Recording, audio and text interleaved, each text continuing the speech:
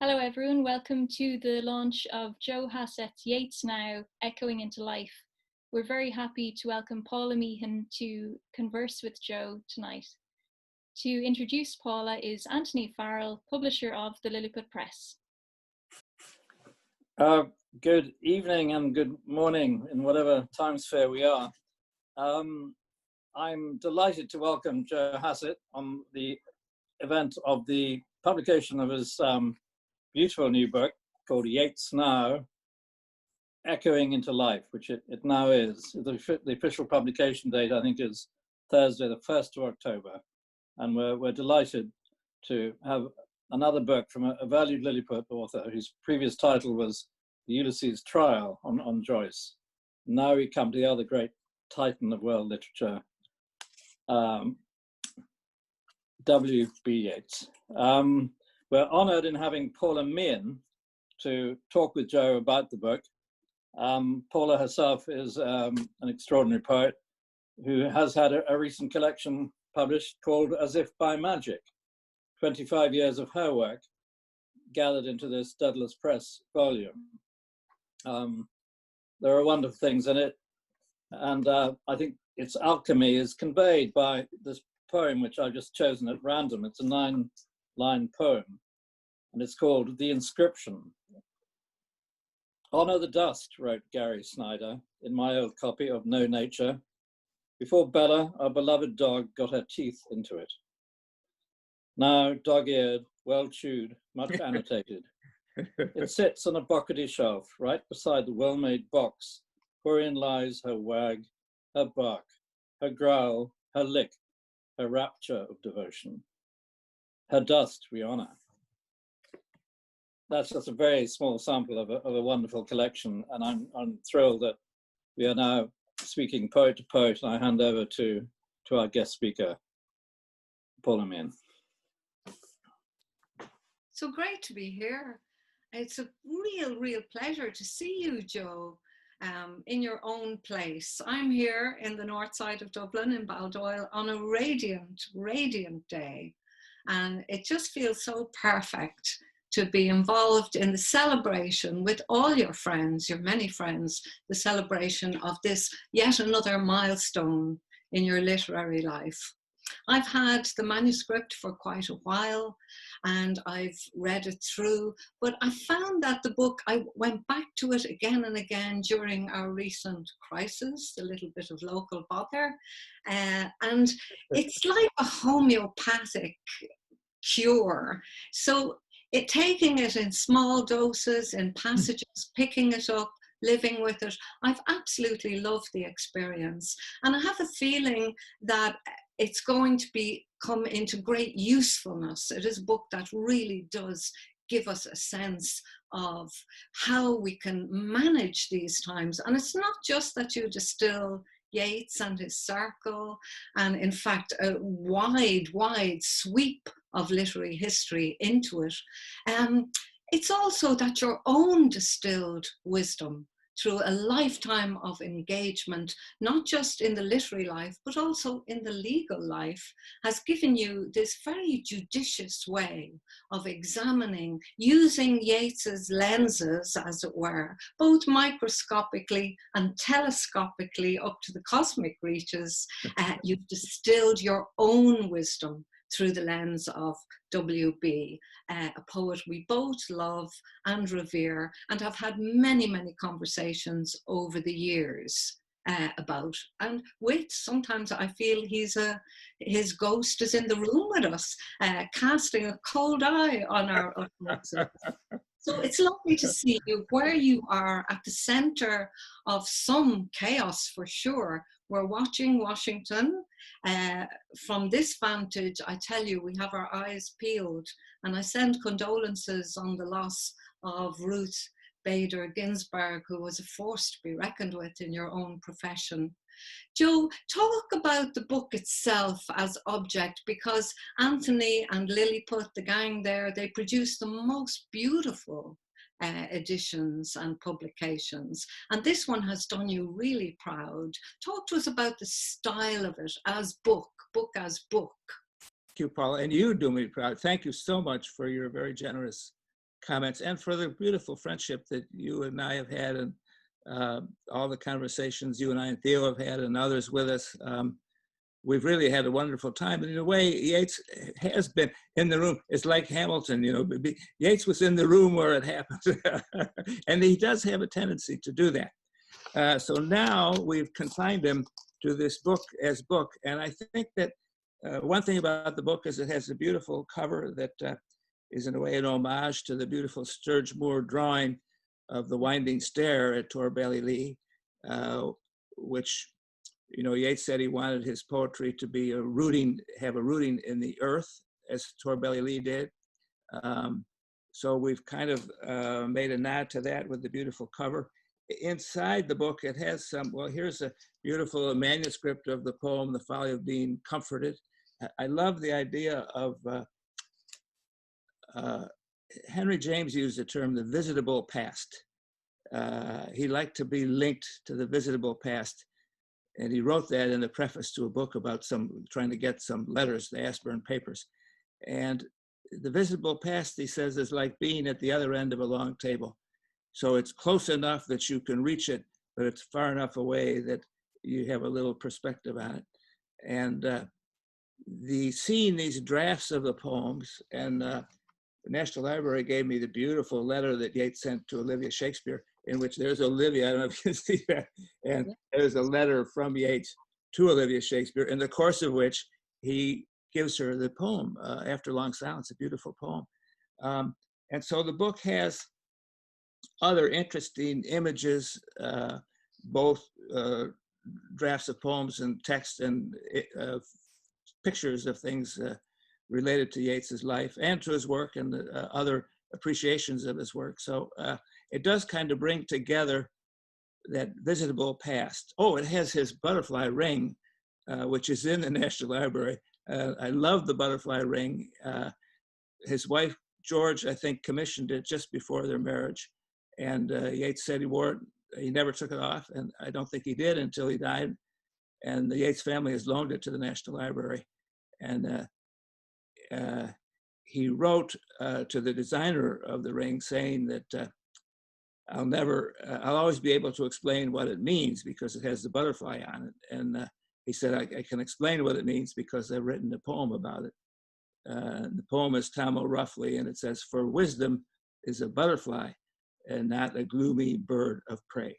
So I love the composition of the book, and that it has allowed me, with the great cooperation of the National Library and with Anthony and Lilliput's support, it's allowed us to have a book that is an artifact that's something that you can touch and look at and that feel a piece of the visitable past. And then hovering over it is the voice of William Butler Yeats. It reminds me very much of books of my childhood that I would find in the old barrows outside the secondhand bookshops along the quays, you know, which some of them were religious books, but they were of that time, turn of the century, beautiful design, and the green and gold, which of course in the revival would have signaled ideas around Irish nationalism, just in the colour schemes, so rich and beautiful. Joe, I don't mean to pry too much into your life, or into your privacies. But what started this? Because this book is really the culmination of a lifelong obsession with the great man. What started this? What sparked it from the very start, this drawing of you into the spirit and company of Yeats and his circle? Well, thanks, Paul. That's a great question. And it's a tribute, the experience in a way is a tribute to some far-sighted people, and it's a reminder to all of us that kind of throwing a stone into a pond in whatever way we can. Your Gary Snyder would say, sweep your garden, however small. And I think sweeping your garden, throwing a stone into a pond, it can have consequences down the line, maybe what you foresaw, or maybe something else. But some patriotic Irish Americans in my hometown of Buffalo, New York, I think spearheaded by a priest up there named Leo Toomey, started a little scholarship called the St. Patrick's Scholarship.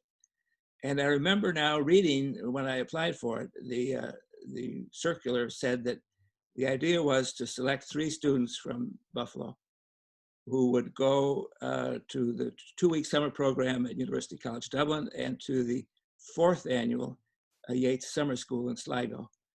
And the experience would allow them to see the Irish people walking hand in hand with God into the 20th century.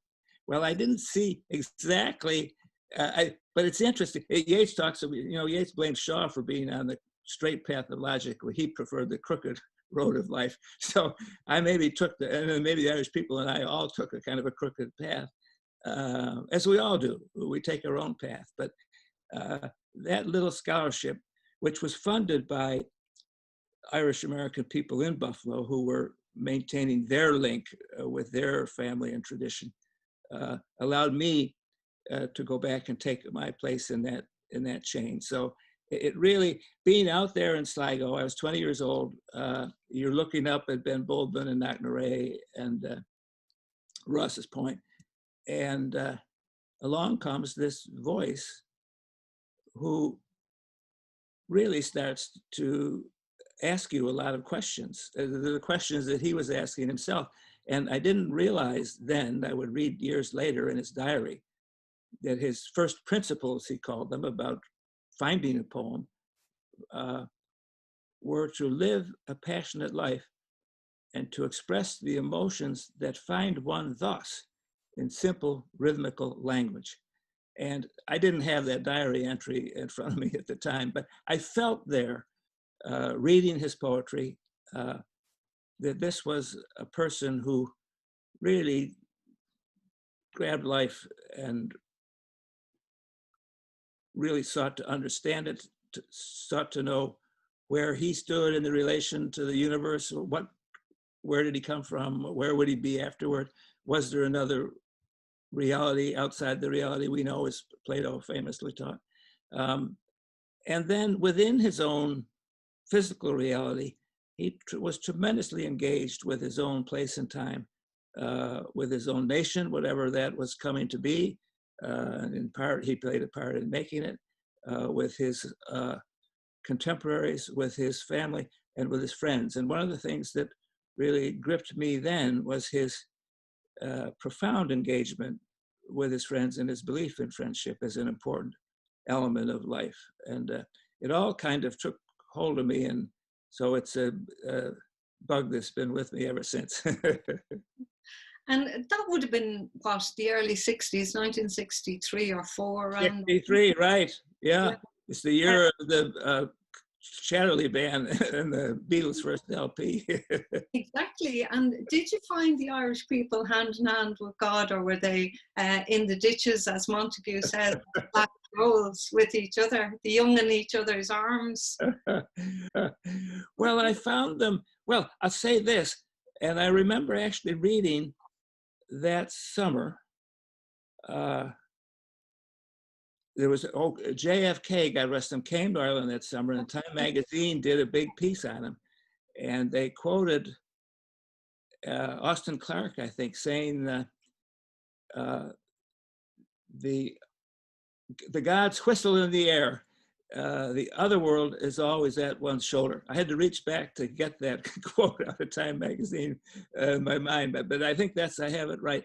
So quite apart from institutional religion, which was still a very strong presence in Ireland in 1963, I suppose it still is today, but it was more prevalent in every aspect of Irish life. But quite apart from that, and as Yeats says in Under Ben Bulben, and ancient Ireland knew it all. So, and as he says elsewhere in a beautiful essay, that Christianity was a tapestry painted over Druidism, which is, you and I have talked about in other contexts, is so true.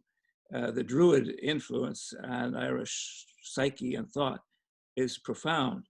And so what I did find was the other world at my shoulder, in a very strong way in Sligo in 1963, and in Dublin, in what's now the MALI, the Museum of Literature Ireland.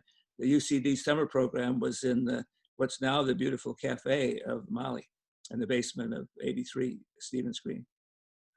It strikes me just looking at the life you've led crossing the Atlantic regularly. In fact, this is a strange year that we haven't seen you. I know, it's terrible. In June for Yeats's birthday, or in person at the autumn gathering, which is just on this weekend. This is a very strange time that you're not around to see you in person and to have the conversations that you have with so many friends. I think when I look back at all your achievements, it seems very much that everything you put your hand to involves that human communication. Your own scholarly interests weren't just about going into the archives or going into the libraries and working with the materiality of Yeats's traces, but actually forming a community around you of the archivists, the librarians, the scholars, the students, the lecturers, the local people in the communities you've supported practically and in terms of your wise counsel over all these years. So everywhere you've gone, you've left this mark of friendship, but also of community building, because it's not just the specialists who benefit from your largesse in different ways. It's also the local communities around the place, around Sligo, even the tourist industry over the years that it's built around the mystique of the man himself. The same down in Tour Ballylee, down in the Tower zone. In Dublin, in your support of the lecture series in the National Library, your support of the Moley, your support of your own alma mater, what became your alma mater out in UCD. And I had great experience out there with Eugene with in special collections when I went out to look at that beautiful bequest of the only number 4, I think it was, in the very first printing of Easter 1916, that totemic poem. And nothing really prepared me, even though, you know, it was one of the first poems that we had to get by heart back in 1966, when a whole generation of Irish children were encouraged to go out and die for their country on the 50th anniversary of the 1916 Rising. Not only to know that poem and to have felt it on my pulses, but to actually be able to go into the special collections and look at this very first printing, which I think was, how soon after the Rising did it actually see print in that? I think it was only an issue of 20 copies. I believe that was 1918. Okay. We didn't actually allow it to be printed for a couple of years later.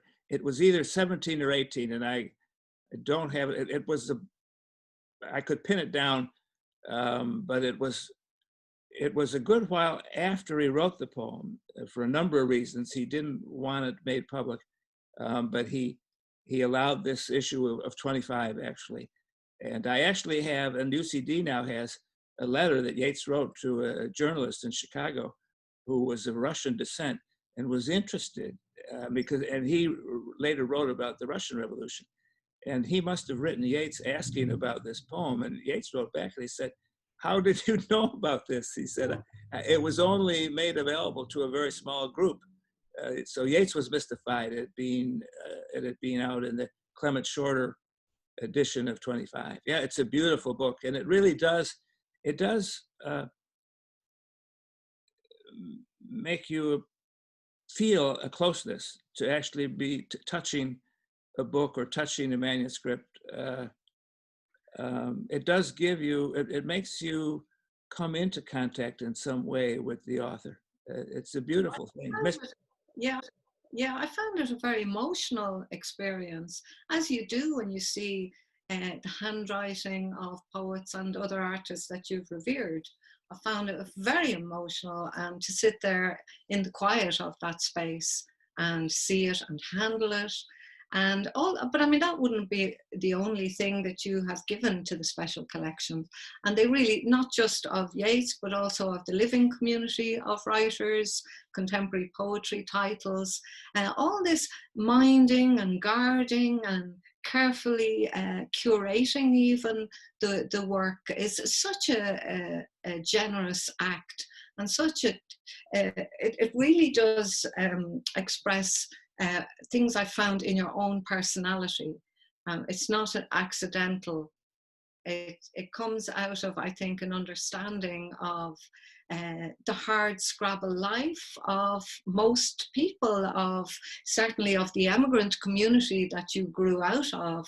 And I go back again to see the foundations of your own personality and generosity in the family, your family members that I've met. I hope they're listening in tonight.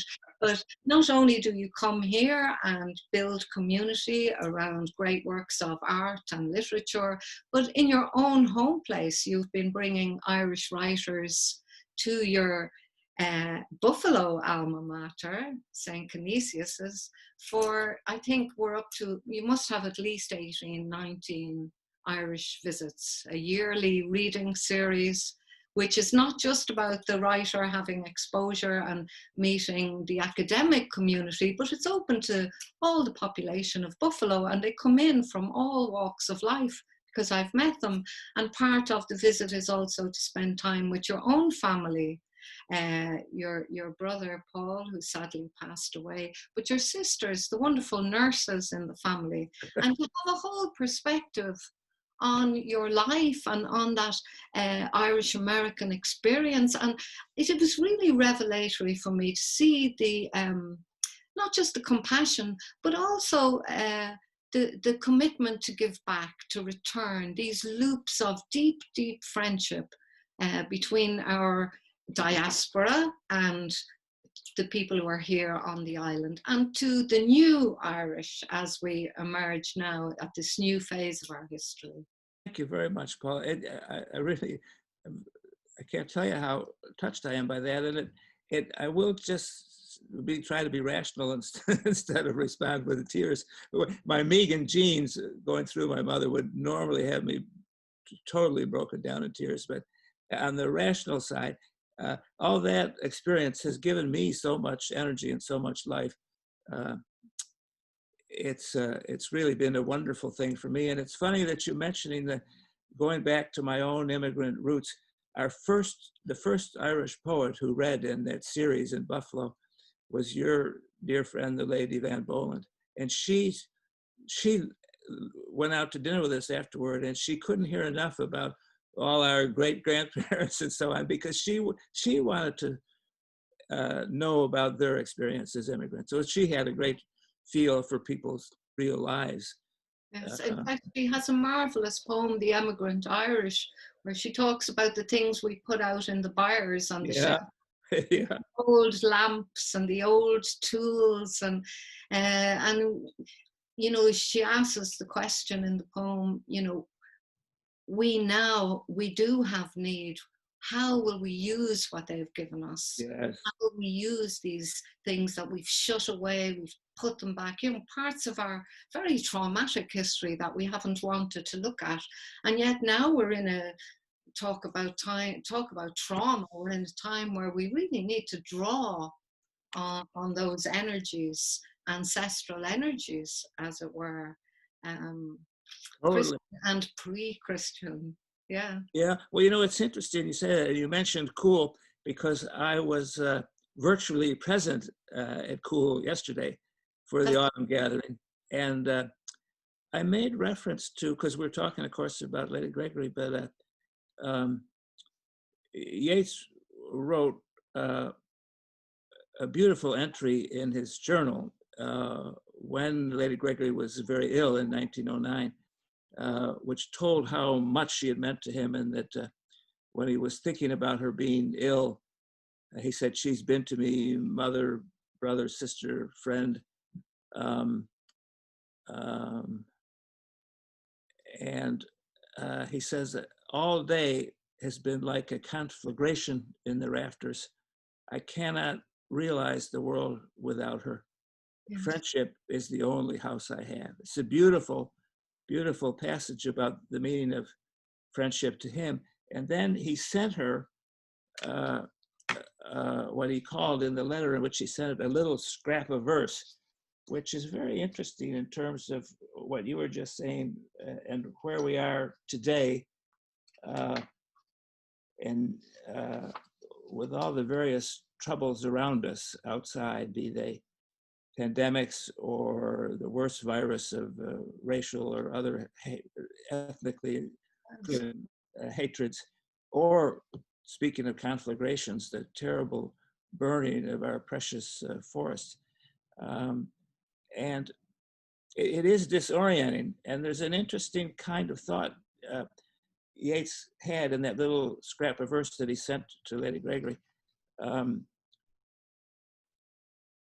And interestingly, one of the things we did yesterday at the autumn gathering is James Pethica showed some of the things that should be being shown right now in the exhibit in the New York Public Library, but will be shown as soon as it's able to open again. And one is that little scrap of verse that Yeats sent to Lady Gregory, thinking about her illness. And I think of it in terms of all the illnesses of every kind that surround us, how we can find something in scraps of verse, which are, in my case, part of my immigrant experience, because I had the great experience of reversing the immigration and going back to Ireland. Yeah. And you have, go ahead. Sorry, Joe, I interrupted. I'll give the very short scrap of verse. It's called At a Friend's Illness. Sickness brought me this thought. In that scale of his, why should I be dismayed, though flame had burned the whole world, as it were of coal? Now I have seen it weighed against a soul. Well, it's a very comforting thought that with everything that's around us, we do have friendships, and we can weigh all of that turmoil outside against the soul. So it's a powerful thought. Yeah, and I sometimes, what, during the severe lockdown here, it almost felt like the earth itself was taking a breath, as if the rest of creation was saying, thank God they're locked up. They should be locked up for another 5 years, because we're healthier, we're happier, we're singing. There's a lovely few lines from 1908. Sing on sometime, and at some new moon we learn that sleeping is not death. Hearing the whole earth change its tune, its flesh being wild. I was absolutely astonished at the 150th anniversary. I know that for serious Yeats fans and scholars and devotees, that they'll tune into what's going on. But the 150th anniversary of his birth in 2015, I was astonished at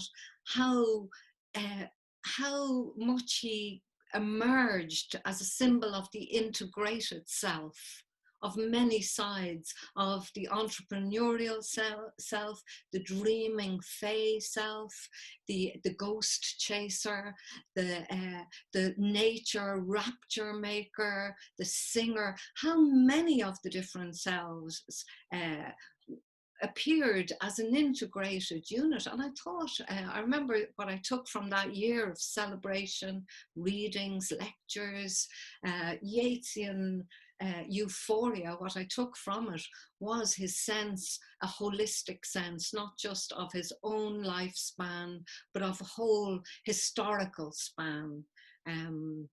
The sense of the loops of history. And it struck me that the modern is probably always terrifying. And I think, sorry, Joe, I think that a generation who are raised on Harry Potter, whatever about the politics of the moment around the author of the Harry Potter books, but that generation who are raised on magic, they totally tuned into Yeats and where he was at. Certainly in my experience talking about him that year in the schools and in the colleges, So I think also people crave ritual and crave ritual in language for quite apart from what it means, and we could debate what many of the lines mean, but for the actual comfort to the body that he gives us. Well, you're totally right. And it strikes me that you're thinking about, too, about the feeling that comes with the quarantine. It's interesting to me that Yeats's poem, which he wrote in similar enough circumstances, being locked in during the Civil War in 1922 in his tower in Galway, and being cut off from news. He said there were no newspapers and the trees were felled, so the roads were closed, and he said no clear fact to be discerned. And he had that same feeling, I think, and I'll hold it in abeyance because it's in the line I want to quote, that he had the same feeling that I think is troubling a lot of us, because he says of his own situation there, we are closed in and the key is turned on our uncertainty. And I think that it's that uncertainty that is a lot of what gnaws at us during a quarantine, or the state of not knowing.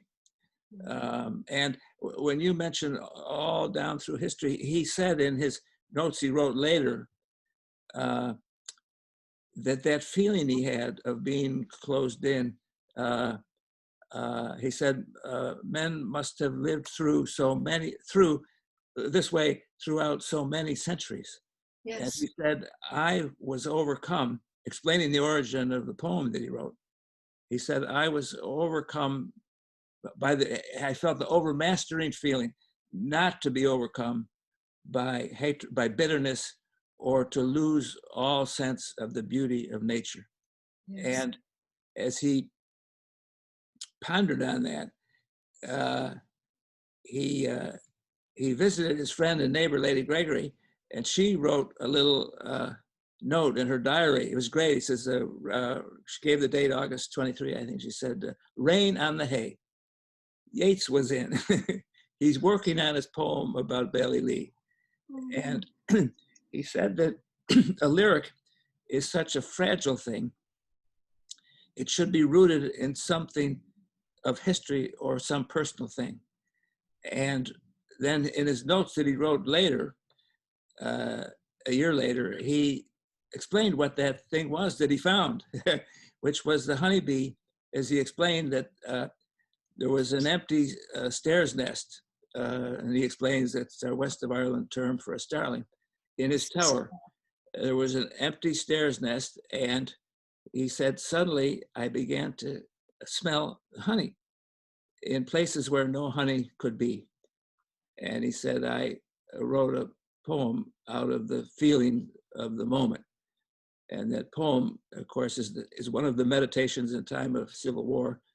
And it's the stairs nest by my window. And it ends with lines that speak, I think, to all of us today in all the different circumstances we're in. It's a universal kind of a thing. He said, we had fed the heart on fantasies, the heart's grown brutal from the fair. More substance in our enmities than in our love. Oh, honeybees, come build in the empty house of the stair. Isn't that interesting that he also, about writing about that poem, he talked about how he could smell honey in places where honey could never be after the bees had come and made their hive in the empty nest of the stair. I love that. I love that even in those circumstances, that there's that richness that which was our ancestors, both their light in the wax and their sweetness in the honey. The bees gave to our ancestors the sweetness and light. And he found even in those dreadful, dreadful times when fake news wasn't in it back then, because it was all word of mouth and story and news growing tails and side tails and wings, he found that sweetness, Joe. The Irish, I think of her as an Irish poet, but she is the recent poet laureate of England, Carol Ann Duffy, whose parents are Irish, and she spent a lot of her time here and spends a lot of time here. She speaks about poetry being a honey. She draws a very strong parallel between the distillation that a poet does with collecting bits of magpie materials, very like your little new honeyed book, Joe, if those words are not too sweet.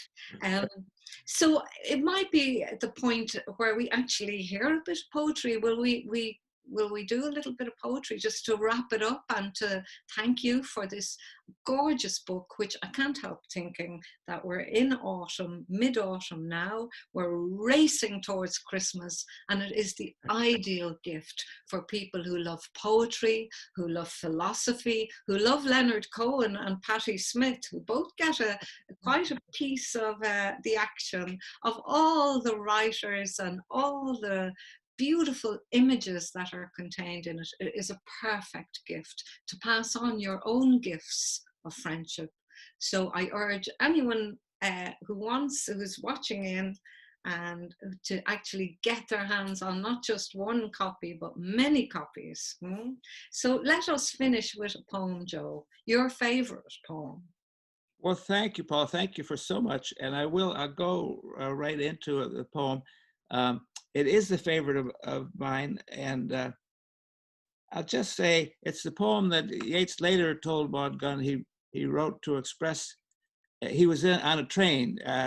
Deirdre Toomey has tracked down exactly. She thinks she's found the rookery that he was near, and so the poem opens with that arresting. Suddenly, I saw the cold and rook delighting heaven, and he told Maud Gunn that he had a feeling looking at that winter sky, a sense of his own taking responsibility for all the mistakes he had made in his life.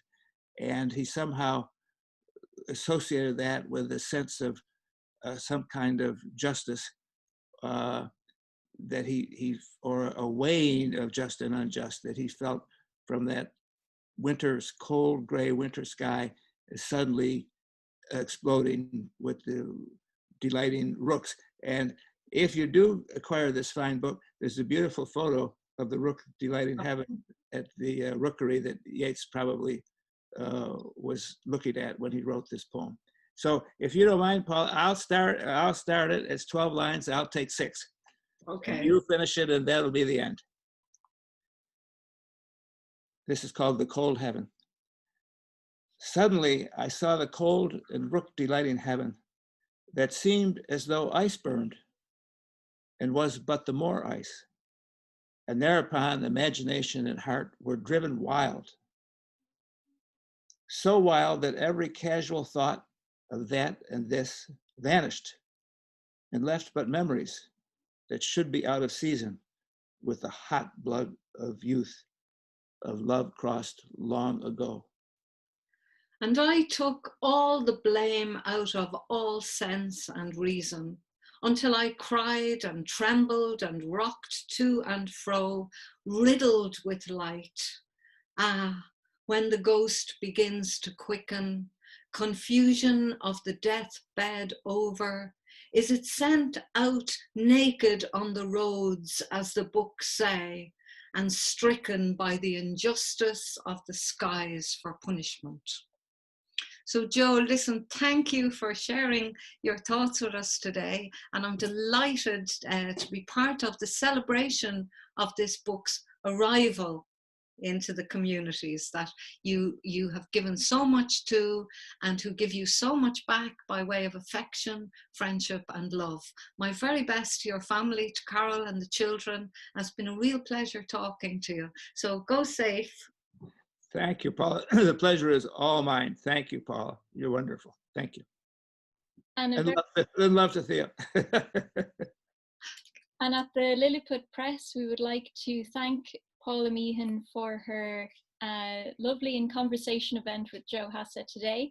Paula's book, As If by Magic, is available in all good shops, published by Daedalus Press, and as is Yeats Now, Echoing into Life by Joe Hassett. So you can order or purchase online with any good bookshop. Thanks again. Thank you, Paul, and thank you, Joe. Thank you, Ruth.